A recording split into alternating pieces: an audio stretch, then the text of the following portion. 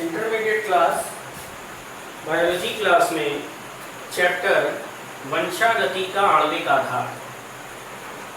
पिछली क्लास में हमने डीएनए के द्विगुणन के बारे में पढ़ा, जो कि अर्धसंरक्षी प्रकार का होता है। डीएनए के द्विगुणन के बाद आज हमारा टॉपिक है आनुवंशिक कूट।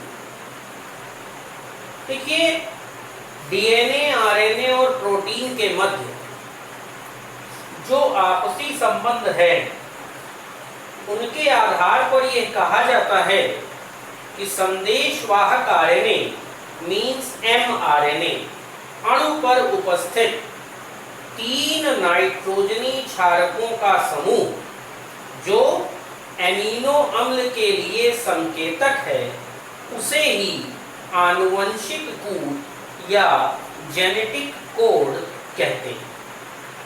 डीएनए अणु में नाइट्रोजनी क्षारकों के अनुक्रम संदेश कोडित रहते हैं, पर कोड अक्षरों को आरएनए में पाए जाने वाले अनुक्रम द्वारा ही प्रदर्शित किया जाता है।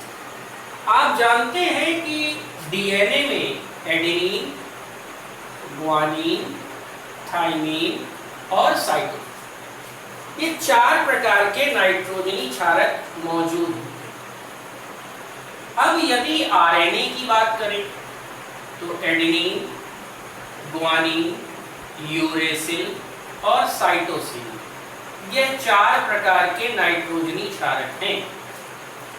जेनेटिक कोड यानी आनुवंशिक कोड का निर्धारण इन 4 में से किन्हीं 3 नाइट्रोजनी क्षारकों के अनुक्रम द्वारा ही होता है। एमआरएनए अणु में 4 प्रकार के नाइट्रोजनी क्षारक इस क्रम में लगे रहते हैं कि वह प्रोटीन निर्माण के लिए एमिनो अम्ल की पहचान करें। कोई भी प्रोटीन जिसमें एमिनो अम्ल या हजारों एमिनो अम्ल हो, केवल 20 एमिनो अम्लों का एक क्रम है, अर्थात इन 20 एमिनो अम्लों के लिए केवल 4 नाइट्रोजनी क्षारक हैं। इसका मतलब एक क्षारक एक एमिनो अम्ल को कोड नहीं कर सकता।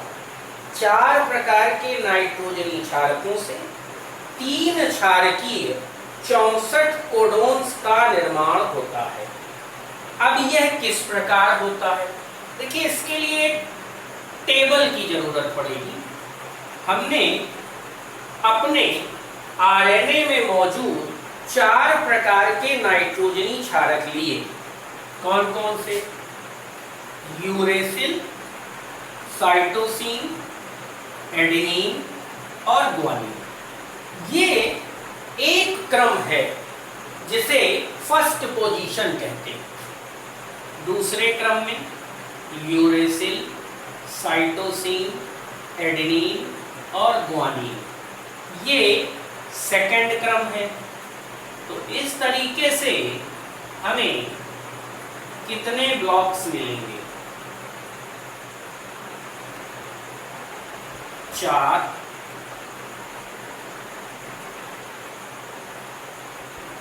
और 4, यानी कुल 16। तो ये है सेकंड पोजीशन, ये है फर्स्ट पोजीशन। अब लाते हैं third position, U C A G, U C A G।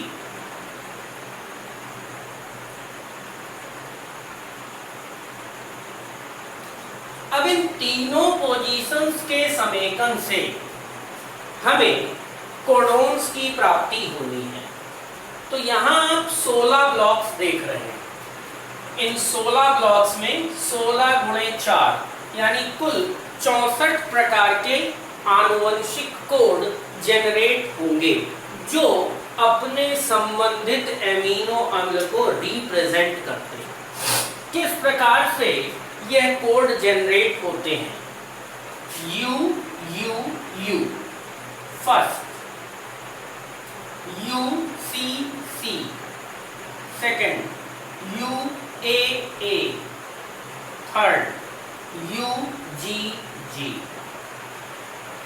तो इस तरीके से आप देखेंगे फर्स्ट फर्स्ट फर्स्ट, ये बना फर्स्ट सेकंड और थर्ड, ये बना फर्स्ट सेकंड और थर्ड, तो ये बना और फर्स्ट सेकंड और थर्ड, तो ये बना।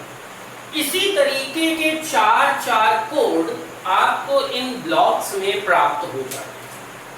इन 64 कोडों में जब आपको AUG कोड मिलता है, कौन से प्रकार का? AUG। AUG कोड को कहते हैं समारंभ कोड। किस स्थान पर मिलेगा AUG? AUG यानी इस स्थान पर हमको AUG कोड मिलता है। इसे समारंभ कोड कहते हैं। सामान्य 3 कोड और मिलते हैं, UAA, UAG, UGA। तो UAA इस स्थान पर मिलेगा, UAG भी यहां पर मिलेगा, फिर UGA यहां पर मिलेगा।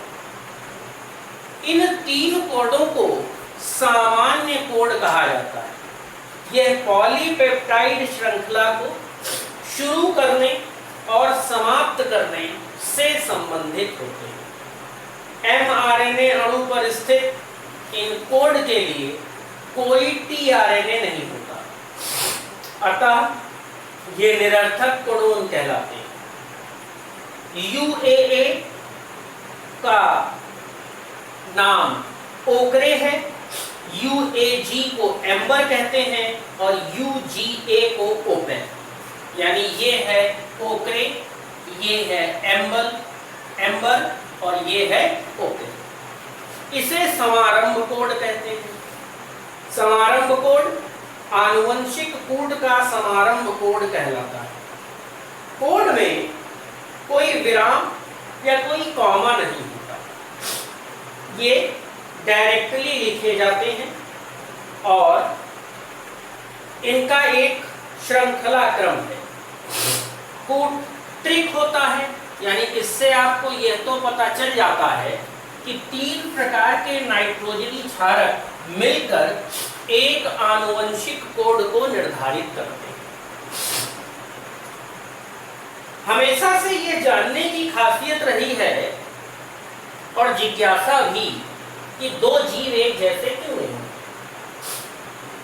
इसे स्पष्ट करते हुए मानव ने जीव के शरीर का संरचनात्मक और क्रियात्मक अध्ययन जब से प्रारंभ किया है, तब से लेकर आज तक रासायनिक संगठन का अध्ययन हो जाने के बाद कोशिका में पाए जाने वाले केंद्रक के अंदर जो जैविक अणु पाया जाता है और जैविक क्रियाओं को नियंत्रित करता है, उसका अध्ययन करने पर ज्ञात हुआ कि नाइट्रोजनी क्षारक विशिष्ट क्रम में लगकर जीन का निर्माण करते हैं। जीन के अनुलेखन से आरएनए का निर्माण होता है। राइबोन्यूक्लिक अम्ल, जिसमें 3 प्रकार के अवयव हैं, संदेशवाहक, स्थानांतरण और राइबोसोमल, ये प्रोटीन संश्लेषण करते हैं। नई प्रोटीन एंजाइम और हार्मोन का श्रावण करती है।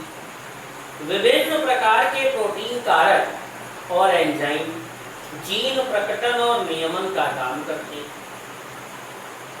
इन प्रोटीनों का संश्लेषण कर जीव शरीर के विकास, वृद्धि, कार्यकी, जन्म, मृत्यु आदि समस्त प्रक्रियाओं के निर्देशन का कार्य जीन प्रक्रमों के द्वारा ही होता है, जिसे जीन प्रकटन कहते हैं। जीन प्रकटन और इसके नियमन की सबसे प्रारंभिक जानकारी 1961 में सामने आई। और 1965 में जब यह प्रक्रिया पूरी हुई तो जीन से रिलेटेड बहुत सी नई जानकारियां सामने आई। इनमें संरचनात्मक जीन mRNA के अनुलिपीकरण से बनती है। ये डीएनए के उन खंडों को निरूपित करते हैं जिन पर प्रोटीन संश्लेषण के लिए संदेश कोडित होता है। तो जो जीन्स की एक्स्ट्रा जानकारी निकल कर आई उनमें पहली आई संरचनात्मक जीन। संरचनात्मक जीन जिसमें mRNA का अनुलिपीकरण मुख्य रूप से होता है और ये एंजाइम उपापचय में भाग लेते हैं। दूसरे आए कंट्रोल जीन। कंट्रोल जीन उनको कहते हैं जो इस पूरे प्रक्रम को नियंत्रित करते हैं। इसके भागों में सबसे पहले होते हैं रेगुलेटर जीन। इस जीन का उत्पाद एक प्रचालक जीन से मिलकर उसकी क्रिया का दमन करता है, मतलब उसके प्रोसेस को रोकता है, तो इसलिए इसको रिप्रेसर कहते हैं। रिप्रेसर जीन की तरीके से काम करने और पूरे प्रोसेस को रेगुलेट करने के लिए इसे रेगुलेटर जीन या आरजी कहते हैं। दूसरी आती है प्रमोटर जीन।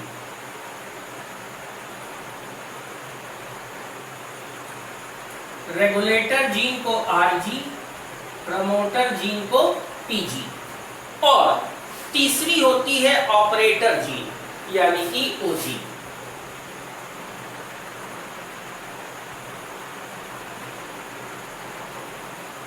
तो रेगुलेटर जीन के बारे में आपने जाना कि ये एक विशेष प्रकार का एंजाइम संश्लेषित करती है जो एक दमन कारक की तरीके से काम करता है। रेगुलेटर और संरचनात्मक जीनों के अपने अपने प्रमोटर्स हैं। प्रमोटर क्या होते हैं? ये डीएनए का वो भाग है जहां पर आरएनए पॉलीमरेज बंधित और संरचनात्मक जीनों के अनुलेखन को स्टार्ट करता है। देखिए, आरएनए पॉलीमरेज एक एंजाइम है जो डीएनए के उस भाग पर बंधित और संरचनात्मक जीनों के अनुलेखन को प्रारंभ करता है। तीसरे आते हैं ऑपरेटर जीन। ये प्रोटीन संश्लेषण का ऋणात्मक या निगेटिव नियंत्रण करता है। तीनों जीनों का नियंत्रण एक ऑपरेटर जीन द्वारा होता है। इसी जीन को प्रचालक जीन के, जो ऑपरेटर या प्रचालक जीन एक ही बात है, तो ये किसी जीन के निकट स्थापित होकर यह निर्धारित करते हैं कि संरचनात्मक जीन को टीआरएनए का अनुलेखन करना चाहिए अथवा नहीं करना चाहिए। तो आनुवंशिक कूट किससे निर्मित होते हैं? आरएनए पर उपस्थित नाइट्रोजनी क्षार। इन कोड्स का निर्धारण फर्स्ट, सेकेंड और थर्ड, यानी जो आरएनए पर मौजूद नाइट्रोजनी क्षारक हैं उनकी यह 3 पोजीशंस हैं जिनके आधार पर एक ट्रिक यानी कि 3 प्रकार के नाइट्रोजनी समाचारों से मिलकर यानी एक ट्रिपलेट कोड का निर्माण करते हैं। ट्रिपलेट कोड कैसे बनता है मैंने आपको बताया। 2 पार्ट यहां से लिए जाएंगे और तीसरा पार्ट बारी बारी से इनसे लिया जाएगा, तो आपको कुल 64 प्रकार के जीन मिलेंगे।